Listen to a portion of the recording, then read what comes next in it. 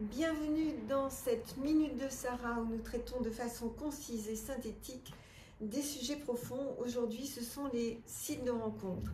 Sites de rencontres où depuis le confinement, on a 2 personnes sur 3 en France qui sont inscrites sur sites de rencontres. Alors tout confondu, hein, les gens mariés, les gens pas mariés, les célibes, tous les âges, toutes les catégories sociales. En fait, 2 personnes sur 3 sont sur sites de rencontres. Donc, si vous croisez votre voisin, ne soyez pas surpris.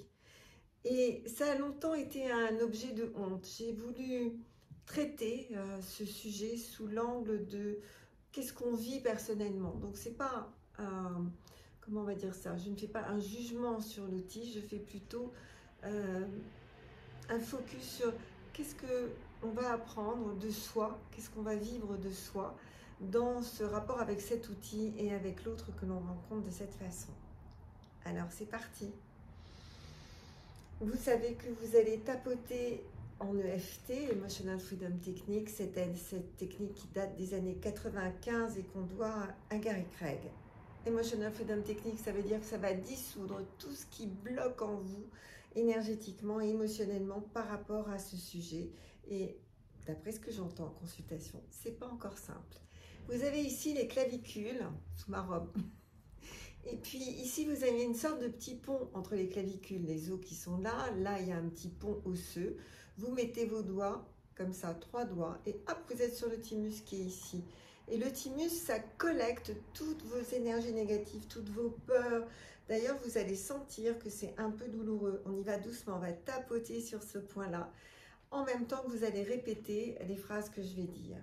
Et vous allez observer que c'est très étrange, mais ça marche.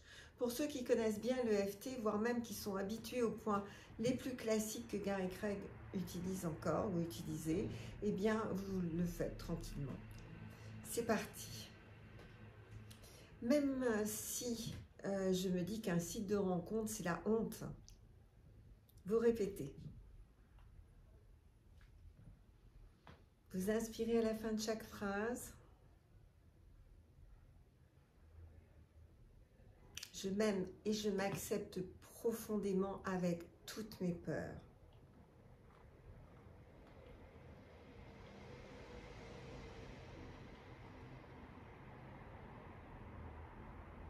Même si je me dis que sur les sites de rencontres, il y a plein de faux profils et que c'est très inquiétant.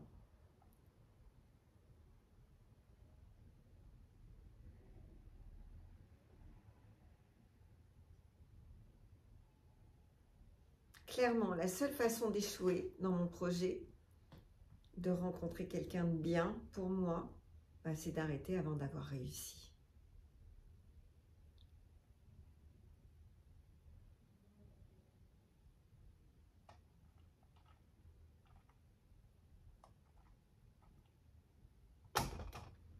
Même si je me dis que je vais intéresser personne.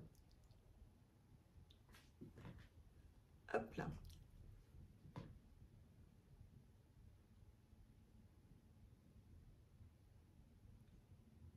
Et ça me renvoie à un sujet sur moi. Je m'aime pas. Je m'estime pas.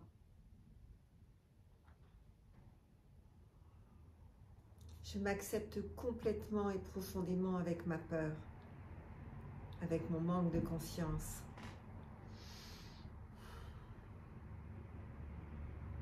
Même si je me dis que je ne peux quand même pas être désespérée à ce point-là.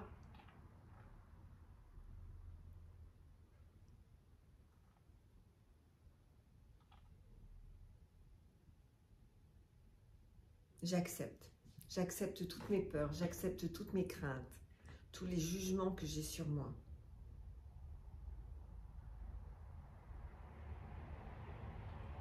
Et maintenant, on rentre dans un état des lieux.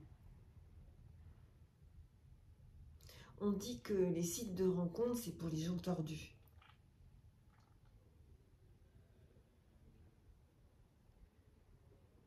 Je vais avoir honte de croiser des gens connus.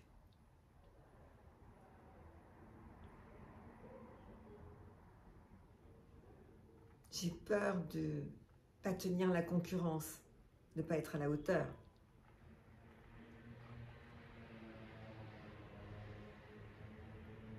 J'ai la sensation de faire partie d'un catalogue. J'ai honte de moi. Pire, je me surprends à faire le tri de la même façon que les autres. Oui, non, oui, non, oui, non. Ou dans l'autre sens.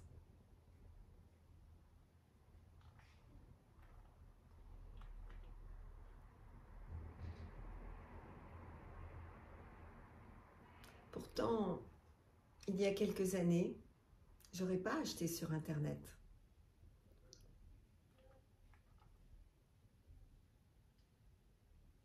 J'aurais pas commandé à manger sur Internet.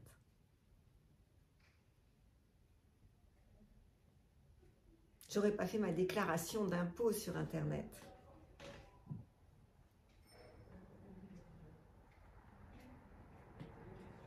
Internet, aujourd'hui, c'est rentré dans les mœurs, même dans les miens.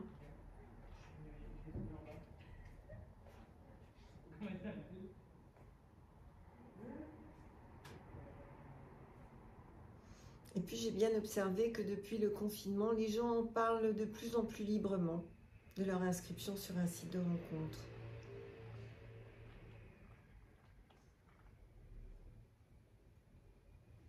J'ai même croisé des gens qui étaient en couple de cette façon.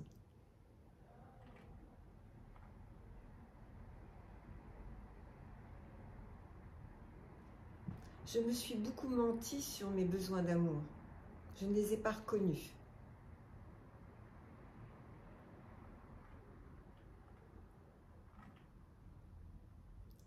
Je suis restée attentiste.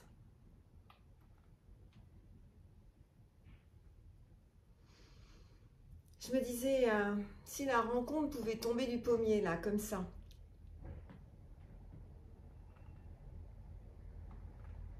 Et le temps est passé, passé, passé.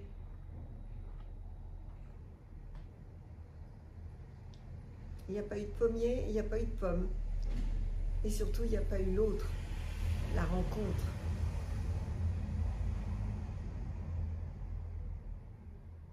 Alors, je me suis inscrite.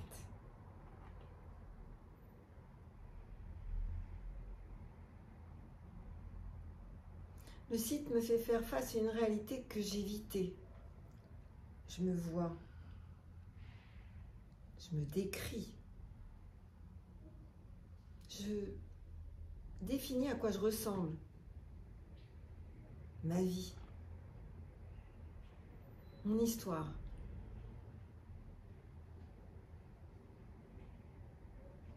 Je ne sais pas comment me présenter, j'ai peur.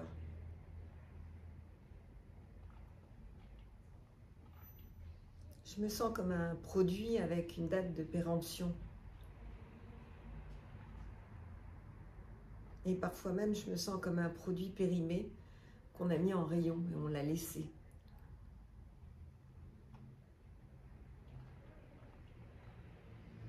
Définir ce que je veux, définir ce que j'attends.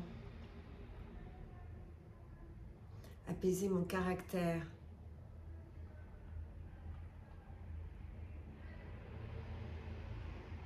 Et je constate que je me découvre dans le rapport à l'autre.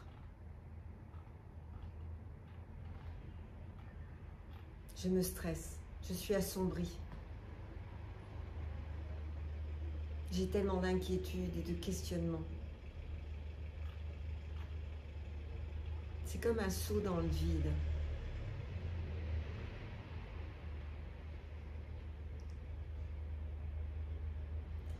Alors je lâche petit à petit mes vieux schémas. Je commence, et ça prend parfois du temps, à percevoir mes qualités, ma beauté.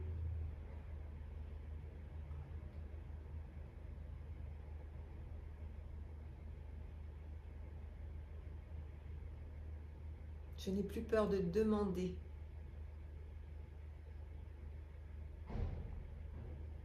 Je livre mes émotions.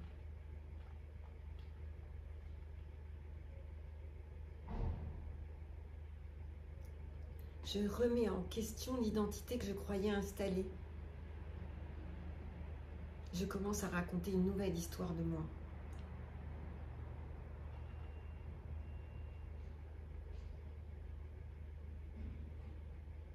Et c'est alors que les bienfaits naturels qui me sont dus commencent à arriver.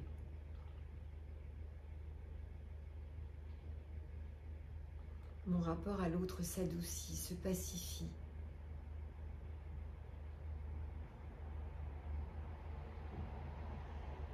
L'autre est donc comme moi. Il a les mêmes peurs, les mêmes hésitations.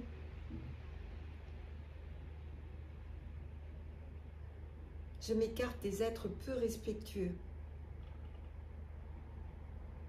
C'est très spontané. Je renais de mes cendres. Je ne suis plus repliée sur moi.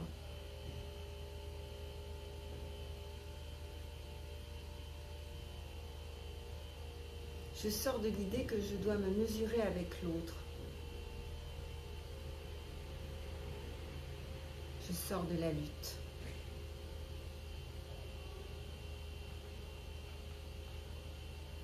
Je ne m'excuse plus d'exister. J'accepte que les choses se passent comme ça aujourd'hui.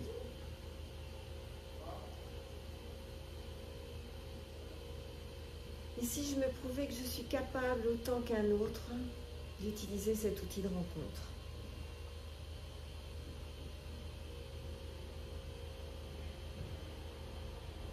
Ma peur de ne pas y arriver se dissout.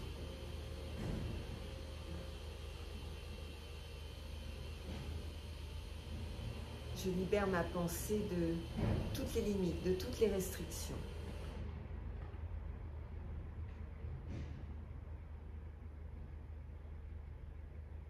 Je me libère de toutes mes lourdeurs.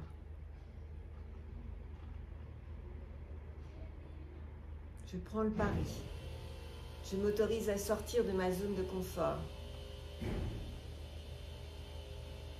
J'ouvre les bras. J'ouvre les mains. Et dès lors, je reçois.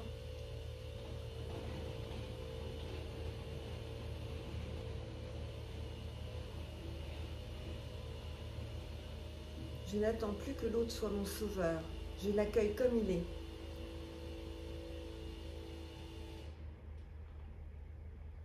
Je me connecte aux bonnes personnes. Et dès lors, la vie me couvre de merveilles et de merveilleux.